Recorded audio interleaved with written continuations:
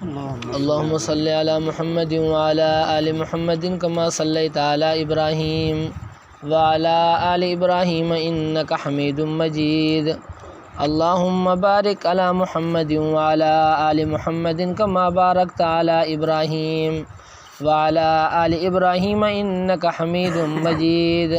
أعوذ بالله من الشيطان الرجيم. بسم الله الرحمن الرحيم. وربك الغفور ذو الرحمة لو يؤاخذهم بما كسبوا لعجل لهم العذاب بل لهم موعد لن يجدوا من دونه موئلا وتلك القرى أهلكناهم لما ظلموا وجعلنا لمهلكهم موعدا. وإذ قال موسى لفتاه لا أبرح حتى أبلغ مجمع البحرين أو أمضي حقبا فلما بلغا مجمع بينهما نسيا حوتهما فاتخذ سبيله في البحر سربا فلما جاوزا قال لفتاه آتنا غداءنا لقد لقينا من سفرنا هذا نصبا قال أرأيت إذ أوينا إلى الصخرة فإني نسيت الحوت وما أنسانيه إلا الشيطان أن أذكره واتخذ سبيله في البحر عجبا قال ذلك ما كنا نبغي فارتدا على آثارهما قصصا فوجدا عبدا من عبادنا آتيناه رحمة من عندنا وعلمناه من لدنا علما. صدق اللہ مولانا العظیم. وربک الغفور، اور آپ کا رب بخشنے والا ہے، ذو الرحمہ، رحمت کرنے والا ہے. لو یؤاخذہم، اگر پکڑے ان کو، بما کسبوا، ان کے گناہوں کی وجہ سے، ان کی کمائی کی وجہ سے، ان کے اعمال کی وجہ سے، لعجل لهم العذاب، البتہ جلدی بھیج دے ان کے اوپر عذاب. بل لهم موعد، بلکہ ان کے لیے ایک وعدہ ہے. لن یجدوا من دونہ موئلا، ہرگز نہیں پائیں گے وہ اس کے علاوہ کوئی پھرنے کی جگہ.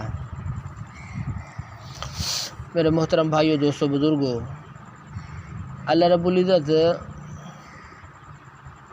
ارشاد فرماتے ہیں کہ آپ کا رب بخشنے والا مہربان ہے. اللہ رب العزت انسانوں کے گناہوں کو بخشنے والے بھی ہیں اور مہربان بھی ہیں، رحمت کرنے والے بھی ہیں. جتنے بھی انسان کے گناہ ہوں، انسان توبہ کرے تو اللہ رب العزت معاف فرما دیتے ہیں. البتہ یہ ہے کہ اللہ رب العزت نے گناہوں کی معافی کا طریقہ کار بتایا ہے. کچھ گناہ کچھ حقوق اللہ میں سے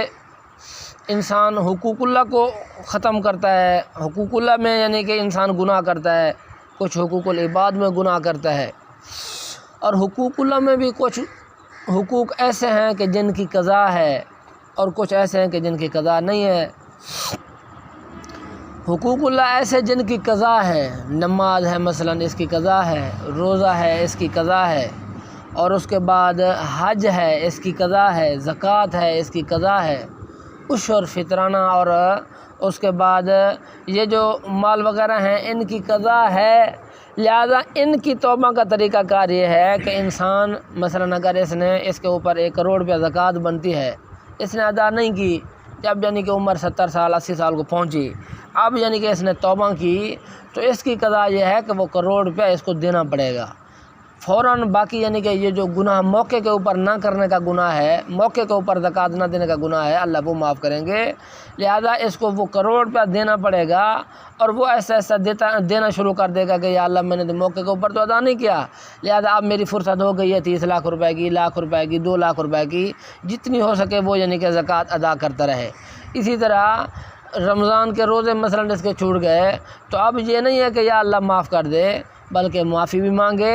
اور ساتھ ساتھ پچھلے روزوں کی قضا کرنا بھی شروع کر دے. البتہ یہ ہے کہ پوری قضا نہ کر سکا، پہلے فوت ہو گیا، تو امید ہے کہ اللہ معاف کر دیں گے، کیونکہ اس نے یعنی کہ آج دی تو شروع کر دی تھی. اسی طرح نمازیں اس کی قضا ہو گئیں تو یہ نمازوں کی قضا کرنا بھی شروع کرے گا. پچھلے 10 سال کی نمازیں رہ گئی ہیں، ان کی قضا کرنا بھی شروع کرے گا، اللہ سے معافی میں مانگتا رہے گا.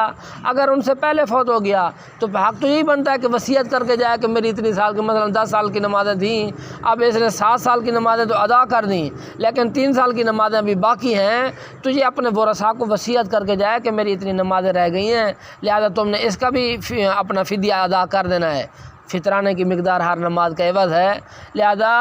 یعنی وفات کے وقت یہ وصیت کر کے جائے کہ اتنی میرے روزے رہتے ہیں، یا اتنی میری یعنی کہ زکوٰۃ رہتی ہے، یا اتنی میری نمازیں رہتی ہیں، لہذا یا میرا حج رہتا ہے فرض، تم نے پیچھے ادا کر دینا ہے۔ لہذا یہ ورثاء کو وصیت کر کے جائے گا، باقی اللہ رب العزت معاف کر دیں گے۔ انسان یعنی کہ شروع کر کے جائے، ابتدا کر کے جائے۔ لہذا حقوق اللہ جن کی قضا ہے، ان کی توبہ کا طریقہ کار یہ ہے کہ توبہ بھی معافی بھی مانگے، اور پھر اس کے بعد قضا کرنا بھی شروع کرے۔ وہ میں نے بتا دیا آپ کو، رمضان کے روزے ہو گئے، زکوٰۃ ہو گئی، حج ہو گیا، اور اسی طرح یعنی کہ قربانی وغیرہ کے جو یعنی کہ 70 سال تک قربانی نہیں کی تو اب اتنی رقم صدقہ کرنی پڑے گی۔ اور باقی زنا ہو گیا، شراب ہو گئی، یہ چیزیں ایسی ہیں کہ جن کی قضا نہیں ہے۔ گناہ ہو گیا، ایسے کسی کی غیبت کی اور کسی کے اوپر بہتان لگا دیا، تہمت لگا دی، یہ جو ساری ترتیبیں ہیں اس کے اوپر انسان اللہ سے معافی مانگے، اللہ معاف کر دیتے ہیں۔ یہ معافی کے ساتھ یعنی کہ ان کا تعلق ہے۔ اور حقوق العباد ہیں، کسی کی چوری کی، کسی کی کوئی چیز غصب کر لی، چھین لی، یہ جو حقوق العباد ہیں، یہ جتنی بھی انسان معافی مانگے، نمازیں پڑھے، روزے رکھے، یہ معاف نہیں ہو سکتے جب تک کہ وہ حق والا خود معاف نہ کرے۔ خود جائے اس کے پاس اور جا کر کہے کہ یار میری یعنی کہ زیادتی ہو گئی، لہذا مہربانی کر دے، مجھے معاف کر دے، یا تو ان کے پاس جائے، یا مثلا اتنی آدمی ہیں، مثلا اس نے 1 لاکھ روپے کی چوری کی ہوئی ہے، اور چوری یعنی کہ ایسے آدمیوں سے کی ہے کہ آپ ان کے ساتھ ان کی ملاقات مشکل ہے، نہیں مل سکتا، وہ آدمی یعنی کہ پہچانتا نہیں ہے یہ،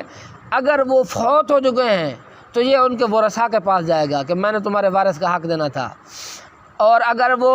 یعنی کہ اب ان کا ملنا مشکل ہے، کوئی پتہ نہیں کون آدمی تھا، کسی کی جیب کاٹی گئی، پتہ نہیں کون آدمی تھا، لہذا اب جتنی رقم اس نے چوری کی ہوئی ہے اتنی صدقہ کرے گا کہ میں صدقہ کر رہا ہوں، یا اللہ یہ اس کے عوض میں ہے، مہربانی فرمانا میرے اس صدقے کو قبول کر کے مجھے اس چوری سے یعنی کہ خلاصی عطا کر دینا۔ تو اللہ رب العزت بخشنے والے مہربان ہیں۔ باقی معافی کا طریقہ کار میں نے آپ حضرات کے سامنے بیان کر دیا۔ اللہ ہر وقت مہربان ہے، معافی کرنے والے ہیں۔ انسان اللہ کے در سے معافی مانگے تو اللہ رب العزت کی ذات معاف کرنے والی ذات ہے۔ حدیث مبارکہ کے اندر ہے، اللہ رب العزت انسان کی توبہ کو قبول کرتے ہیں مالم یغرغر، جب تک کہ غرغرے کی حالت کے اندر انسان کی جب یعنی کہ روح نکلتی ہے تو ٹانگوں سے ساق بساق الی ربک یومئذ المساق، یعنی کہ پہلے جو ہے پنڈلیوں سے روح نکلتی ہے، یہ پاؤں سے روح نکلتی ہے، پھر اس کے بعد پسلیوں وغیرہ سے روح نکلتی ہے۔ اس حالت کے اندر بھی اللہ توبہ قبول کر لیتے ہیں، جب تک کہ غرغر یہاں تک روح نہ آئے، یہاں تک یعنی کہ اللہ رب العزت نے اتنی مہربانی کی ہے، لہذا اللہ رب العزت جب تک کہ روح حلقوم تک نہ آئے، گردن تک نہ آئے، وہاں تک انسان جب تک بھی توبہ کرتا رہے گا اللہ رب العزت معاف کر دیں گے۔ لیکن موت کے آخر کے اندر انسان کو کوئی پتہ نہیں ہے کہ وہ حالات کیسے ہوتے ہیں۔ 3-4 دن تک انسان کومے کے اندر پڑا رہتا ہے، کوئی پتہ نہیں ہوتا، اچانک کوئی حادثے کی موت آ جاتی ہے، دل کا دورہ پڑ جاتا ہے، پھر انسان یعنی کہ یہی سمجھتا رہے کہ میں آخری وقت توبہ کروں گا، میں آخری وقت توبہ کروں گا۔ یہ بات بھی اچھی نہیں ہے، کیونکہ پتہ نہیں شاید آخر وقت کے اندر ہوش بھی آئے، پتہ بھی ہو کسی چیز کا نہ ہو، اس لیے انسان فوراً ہی توبہ کرے، ہر وقت اللہ کی ذات سے معافی مانگتا رہے۔ کوئی پتہ نہیں ہوتا انسان کو گناہ یاد آئیں نہ آئیں، لہذا ہر وقت انسان اللہ کی ذات سے معافی مانگے۔ روزانہ کم سے کم 25 مرتبہ اللہ رب العزت سے استغفار کرنا چاہیے، معافی مانگنی چاہیے کہ یا اللہ میرے تمام گناہوں کو معاف فرما۔ ربک الغفور ذو الرحمہ۔ اور باقی قیامت کے دن جب سورج جو ہے مغرب سے طلوع ہوگا تو اس وقت انسان سارے کافر توبہ کریں گے، لیکن کسی کافر کی زندگی بھی ہوگی، آگے جو اس نے 10 سال رہنے ہیں، 30 سال رہنے ہیں، زندگی بھی ہوگی، لیکن اس وقت اللہ توبہ قبول نہیں کریں گے۔ عام حالت کے اندر انسان غرغرے کی حالت تک توبہ کرے تو قبول ہو جاتی ہے، لیکن جب سورج مغرب سے طلوع ہوگا تو اس وقت چاہے یعنی کہ زندگی اس کی 10 سال تک باقی رہے، 10 سال تک یہ گناہوں سے معافی مانگتا رہے، اللہ رب العزت قبول نہیں کریں گے۔ اس کے بعد سورج جب مغرب سے طلوع ہوگا اس کے بعد توبہ قبول نہیں ہے۔ البتہ جو پہلے جو مسلمان تھے جو نیکیاں کرتے آئے، سورج کے طلوع ہونے کے بعد جو نیکیاں کریں گے ان کی وہ نیکیاں قبول ہوں گی۔ جو پہلے سے مسلمان تھے، سورج کے مشرق سے مغرب سے طلوع ہونے سے پہلے سے جو مسلمان تھے جو نیکیاں کر رہے ہیں ان کی یعنی کہ نیکیاں قبول ہوتی رہیں گی، باقی نئے سرے سے جو توبہ کریں گے ان کی توبہ قبول نہیں ہوگی۔ ربک الغفور ذو الرحمہ، آپ کا رب بخشنے والا مہربان ہے۔ لو یؤاخذہم بما کسبوا لعجل لهم العذاب، اگر پکڑے ان کو ان کے گناہوں کی وجہ سے تو البتہ جلدی آ جائے ان کے اوپر عذاب۔ انسان کے اگر گناہ کے اوپر اللہ فوراً ہی پکڑ لیں تو سارے انسان ختم ہو جائیں۔ کون انسان ہے جو گناہ سے معصوم ہو؟ لہذا اور خاص طور کے اوپر وہ گناہ جو اعلانیہ ہوتے ہیں، وہ گناہ جو سر عام ہوتے ہیں، جو گناہ فحشا والفحشا،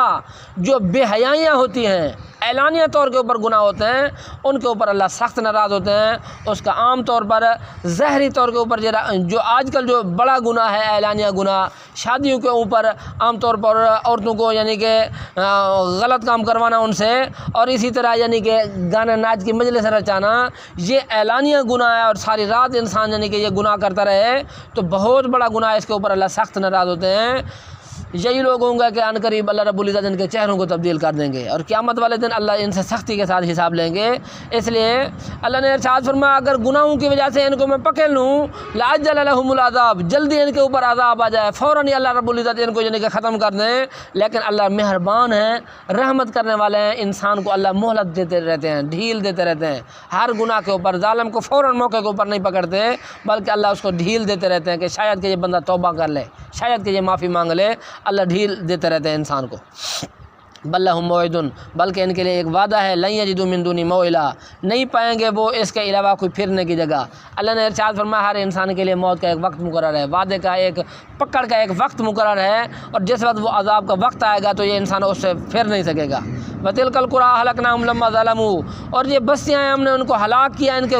گناہوں کی وجہ سے، جب انہوں نے ظلم کیا۔ وَجَعَلْنَا لِمَهْلِكِهِم مَوْعِدًا، اور ہم نے بنایا ان کی ہلاکت کے لیے موعدہ، ایک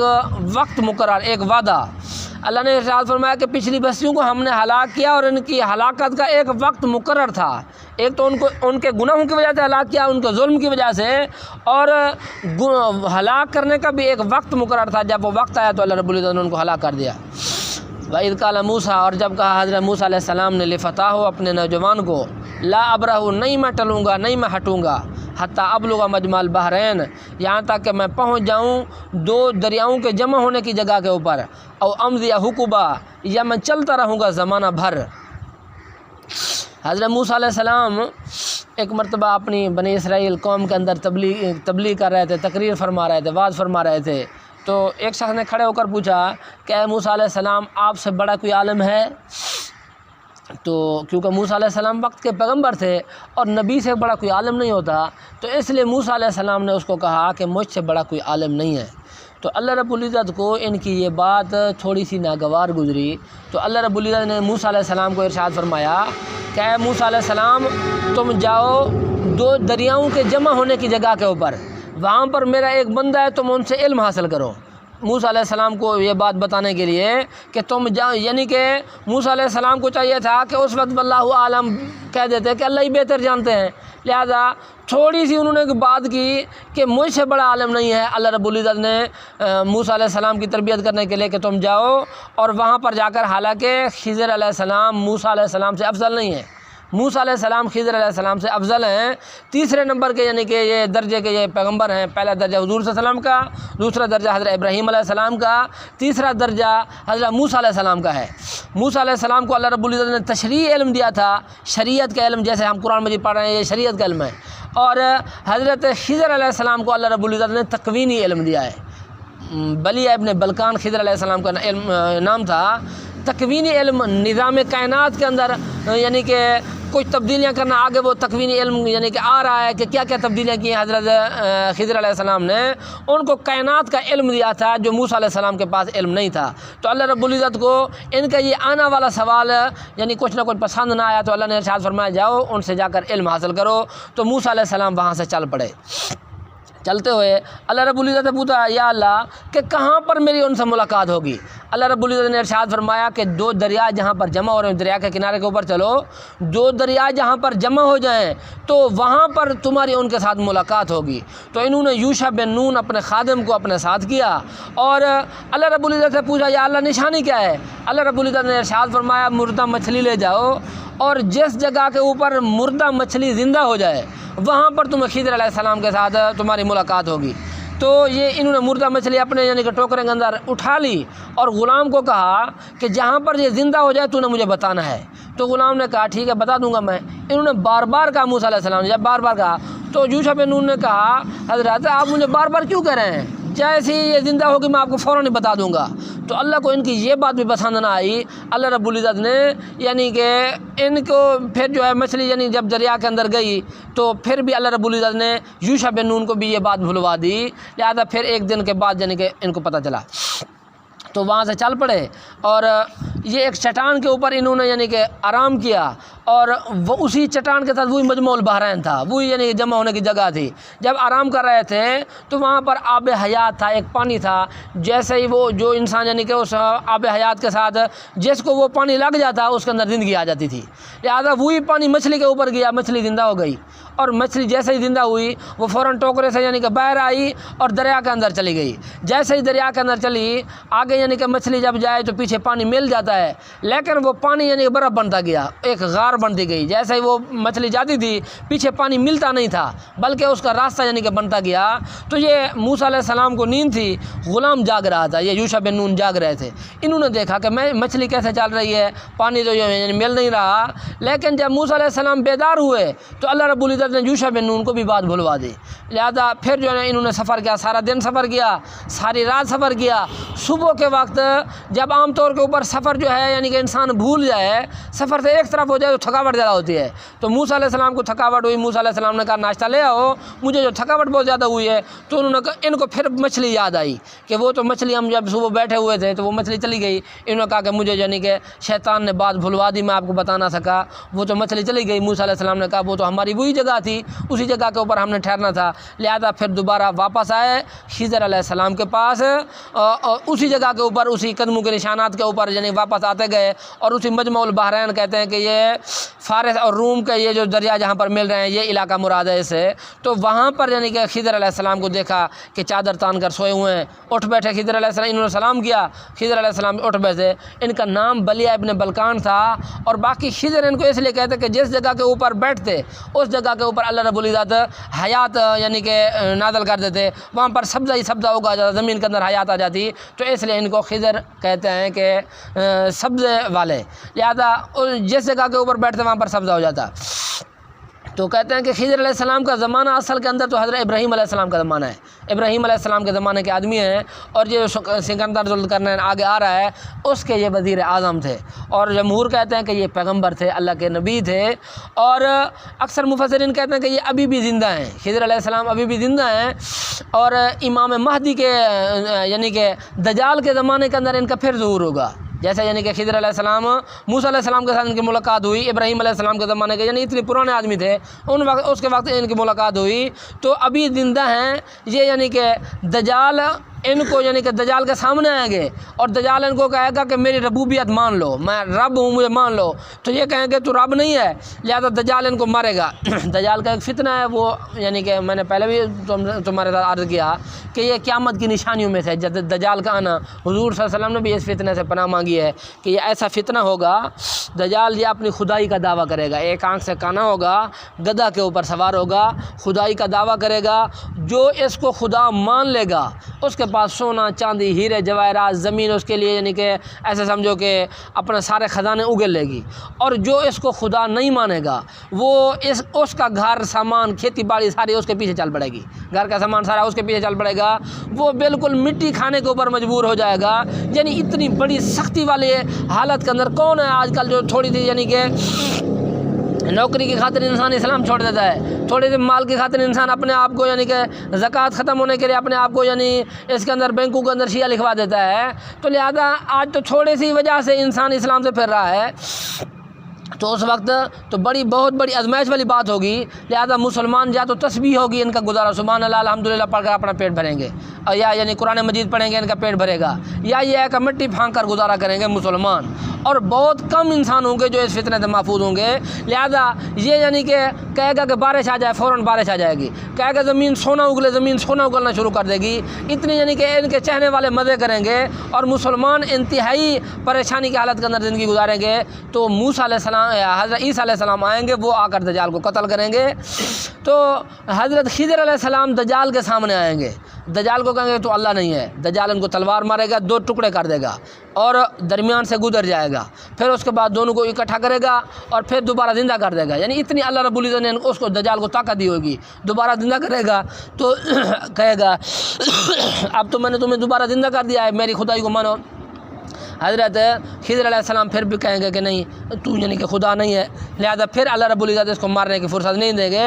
تو بہرحال انشاءاللہ اس کی تفصیل جو ہے کل کریں گے۔ اللہ رب العزت سے دعا ہے اللہ رب العزت ہمیں دین حق سمجھنے کی توفیق عطا فرمائے، اس کے اوپر عمل کرنے کی توفیق عطا فرمائے۔